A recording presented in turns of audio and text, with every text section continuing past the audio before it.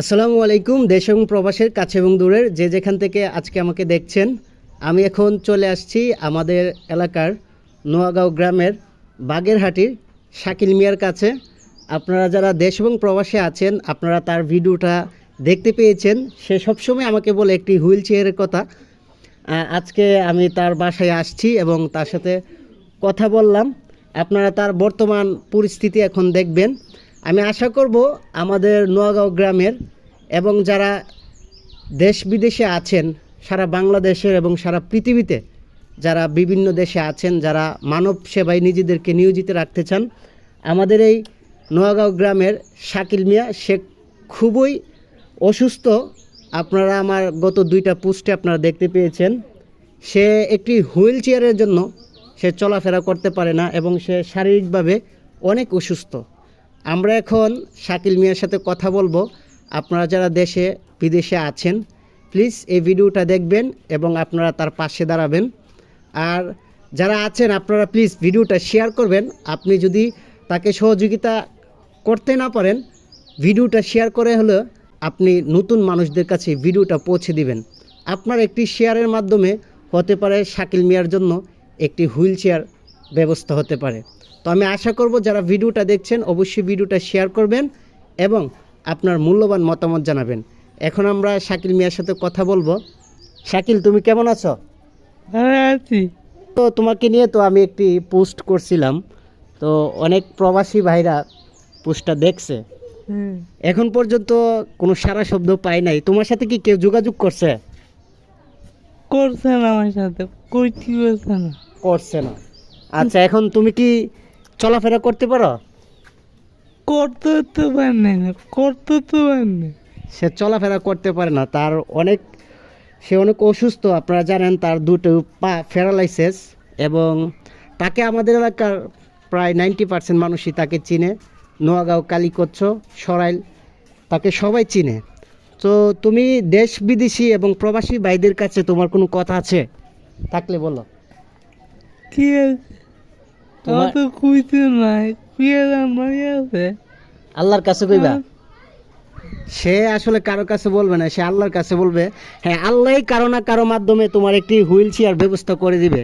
তো তুমি সবার উদ্দেশ্যে, যারা দেশে বিদেশে আছে আমাদের দেশের, তাদের উদ্দেশ্যে তুমি কিছু বলো যে তারা যেন তোমার পাশে দাঁড়ায়। আমার থেকে আমার বোকা দি, আমার থেকে মোটর, বলো, এই দিকে তাকাই বলো। আমার থেকে মোটর গাড়ি লাগবো আমার। আমি চলতে না, চলতে না পারি, চলতে না। সে আসলে চলাফেরা করতে পারে না। আমি তাকে নিয়ে একটা ভিডিও পোস্ট করছি এবং আমাদের এলাকার অনেক মানুষ তাকে নিয়ে অনেক পোস্ট করেছে। সো যদি কোনো রিলিভেন্ট ব্যক্তি থেকে থাকেন যে তাকে একটা হুইল চেয়ারের ব্যবস্থা করে দিবেন এবং তার পাশে দাঁড়াবেন, আপনারা তার পরিবারের সাথে যোগাযোগ করবেন এবং এই ভিডিওটার মাধ্যমে আপনারা আমার সাথেও চাইলে যোগাযোগ করতে পারেন। তো শাকিল মিয়া, তোমার আসলে সমস্যাটা কি? মানে তুমি চলাফেরা কেন করতে পারো না যদি আমাকে আমার বলো। তো রোগ কাটছে, আমার তিন বুঝে রোগ কেটে দিয়েছি, তিন বুঝে কেটে দিয়েছি। রোগ কাটতে গেছে গা? রক্ত বুঝে, রক্ত কেটে রক্ত ভাই, বুঝে বুঝে রক্ত বুঝিয়ে বুঝে বুঝে বসে আর বুঝে বুঝে। আসলে সে কথা বলতো তার অনেক কষ্ট হয়, আপনারা জানেন যারা তাকে চিনেন, এবং সে চলাফেরা করতে পারে না। আমি কি বলবো, মানে তার পাশে আমি কিভাবে দাঁড়াবো এটা একমাত্র উপরওয়ালা জানে। কারণ আমাকে আল্লাহ তাআলা এরকম অর্থ দেয় নাই যে আমি তাকে টাকা পয়সা দিয়ে সহযোগিতা করতে পারবো। আপনারা যারা দেশে প্রবাসে আছেন, আপনারা তার গ্রামের বাড়িতে আসতে পারেন এবং তার সাথে আপনারা যোগাযোগ করতে পারেন। তার পরিবার আছে, তার ভাই আছে, তার মা আছে এবং তার বাবা আছে। আপনারা তাদের পরিবারের সাথে যোগাযোগ করুন। দেখুন, আমাদের এলাকায় এমনও বৃদ্ধবান, মানে এমনও টাকাওয়ালা মালিক আছেন যারা কিনা তাকে একটা হুইল চেয়ারের ব্যবস্থা করে দিতে পারেন।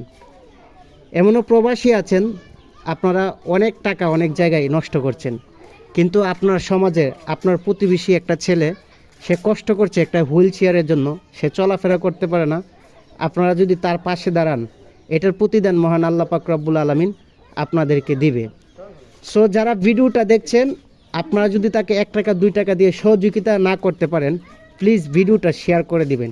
এই ভিডিওটা যদি শেয়ার হয়, এমন একটা মানুষের কাছে যেতে পারে যে কিনা শাকিলকে একটা হুইল চেয়ারের ব্যবস্থা করে দিতে পারে।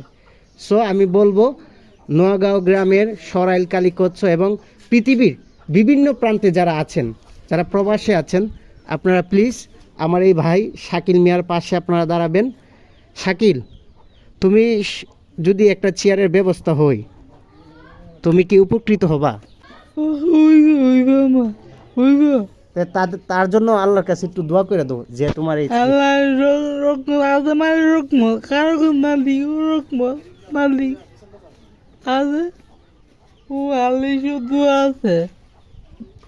তো আপনারা দেখতে পাচ্ছেন, আসলে সে কখনো ইন্টারভিউ দেয় নাই, আজকে প্রথম আমার সাথে সে কথা বলছে। আপনারা যারা আছেন সবাই তাকে একটা গাড়ির ব্যবস্থা করে দিবেন। এখানে তার বিকাশ নাম্বার দেওয়া থাকবে এবং তার পরিবার পরিজনের নাম্বার দেওয়া থাকবে, আপনারা তার সাথে যোগাযোগ করবেন।